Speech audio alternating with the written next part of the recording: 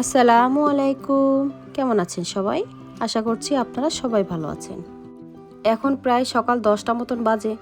আজকের দিনটা একটু আলাদা, আর কেনই বা আলাদা সেটাও আপনাদেরকে একটু পরেই বলছি। আজকে মনটা আমার এত খুশি, সে কি বলবো। এই যে বান্ধবী একটা ড্রাগন দিয়েছে, এই ড্রাগনটা রেখে গেলে তো নষ্ট হয়ে যাবে, এজন্য ভাবছি চলে যাওয়ার আগে ড্রাগনটা খেয়ে সবাই শেষ করি। আর এই ড্রাগনটা যেহেতু আমাকে দিয়েছে, এটা আসলে একজন মায়ের ভালোবাসা। আর এই ড্রাগনটা কাটছি এত মমতা ভালোবাসা নিয়ে, কি বলবো। তার জন্য দোয়াই থাকলো। আর যেহেতু আমরা 4জন বাসায়, এই জন্য আমরা 4 পিস করলাম। আর ওর বাবা তো বাসায় নেই, ওর বাবার কাছেই তো আমরা যাবো। এজন্য আমাদের ব্যাগ গোছানো, টিকিট সবই কনফার্ম, এখন যাওয়ার পালা। আর মোটামুটি বাসাও সব গুছিয়ে নিয়েছি।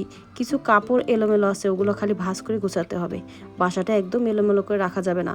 বাসা ছেড়ে দিয়েছি, সামনের মাসে আমরা অন্য বাসায় উঠছি, এজন্য ভাড়াটি আসতে পারে, এজন্য বাসাটা মোটামুটি ভালো করে গুছিয়ে রাখাবো।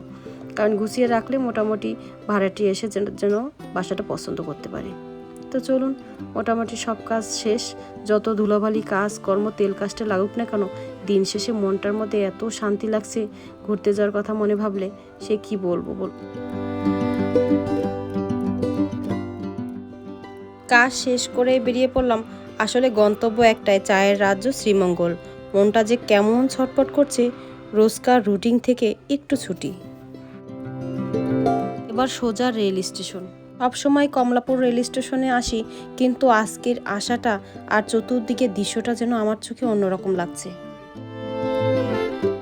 রেল স্টেশনে মানুষের ভিড়, চায়ের দোকানের টুংটাং শব্দ, হকারের ডাক, এই শব্দগুলোই কিন্তু ভ্রমণের আসল মিউজিক, জানেন। রাস্তায় বের হলেই ছেলে মেয়েদের এটা ওটা চাওয়া, এই ডিম সেদ্ধ, এই চানাচুর, মুড়ি মাখা, যে যাই বলুন না কেন, রাস্তায় খেতে কিন্তু মন্দ লাগে না। বেশ ভালোই সময়টা চলে যায় খেতে খেতে। আমরা একটু সময় অপেক্ষা করছি, এখনই একটু পরে ট্রেনটা ছাড়বে। এরপর আমরা চলুন সিটে যেয়ে বসবো। 2:55-তে ছাড়ার কথা, এখন বাজে 3টা, তাই ছাড়লো। আমার জীবনে প্রথম শ্রীমঙ্গল যাচ্ছি। মনে আছে 2-3 ঘন্টা পরেই মনে হয় শ্রীমঙ্গলের বাতাসে চায়ের গন্ধ পাবো। কি যে ভালো লাগছে। আমরা যেহেতু তাড়াহুড়ো করে টিকিট কাটা, আমাদের কোনো এসি টিকিট পাওয়া যায়নি। প্রচণ্ড গরম, নর্মালেই পেয়েছি, কিন্তু জানালার পাশে বেশ ভালো লাগছে। আর চতুর্দিকে দেখুন কত সবুজ আর সবুজ। আর এখন তো বর্ষার সিজন, চতুর্দিকে পানি থই থই করছে। না জানি ওদিকে কেমন বৃষ্টি পানি, কেমন আবহাওয়া পাবো জানি না, তবে মনটা ভীষণ খুশি। এই খুশি কিন্তু লাখ টাকা দিয়েও পাওয়া যায় না, জানেন। অনলাইনে একটু সার্চ করে দেখলাম যে ওখানে কী কী জায়গা আছে। এখানে আছে লাওয়াছড়ার জঙ্গল, মাধব লেক, চা বাগানের ঢেউ খেলানো পাহাড়। এখানে আসলে আসলে সময় অস্ত চলে যায়। তাড়াহুড়ো নেই, 2 দিন তো ছুটি। যাই হোক, ভালো করে যাতে প্রকৃতি যাতে দেখতে পারি। শুধু চা আর প্রকৃতি নয়, যেন নিজের সঙ্গে কথা বলা। ঘন্টা দেড়েক পরেই আমরা নামবো, তাই মোটামুটি একটু প্রস্তুতি নিচ্ছিলাম। আর একটু পর এটা ওটা খাচ্ছিলাম, তাও যেন সময়ই যাচ্ছিল না। চলে আসলাম রেল স্টেশনে।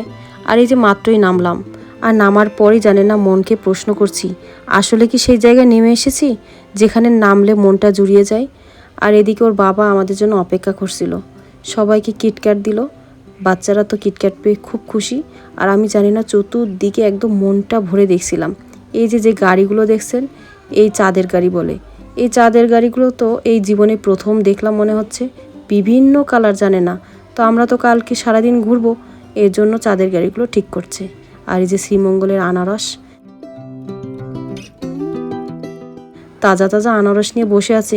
আমি তো দেখেই এটা ওটা দাম করা শুরু করলাম, কিন্তু ওর বাবা বলছে এখানে প্রচণ্ড দাম, এখান থেকে কেনা যাবে না।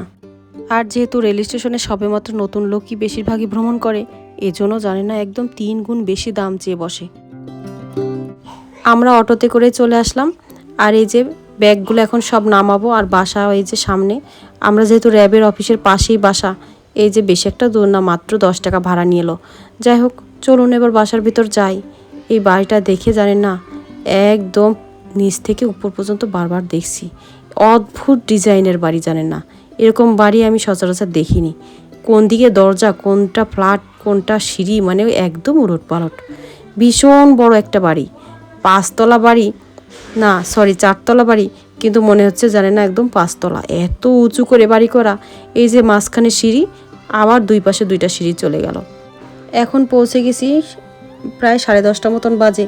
আর কথা বাড়াবো না, দেখা হবে হয়তো বা শ্রীমঙ্গলের কোনো চা বাগানে। এই জার্নিটা কিন্তু শ্রীমঙ্গলের চা বাগানে যাওয়া না, নিজের ভেতরের ব্লক ভেঙে মনটাকে একটু তাজা করে নিয়ে আসা। কি বলুন? বিদায় নিচ্ছি সবাই, ভালো থাকবেন, সুস্থ থাকবেন, আল্লাহ হাফেজ।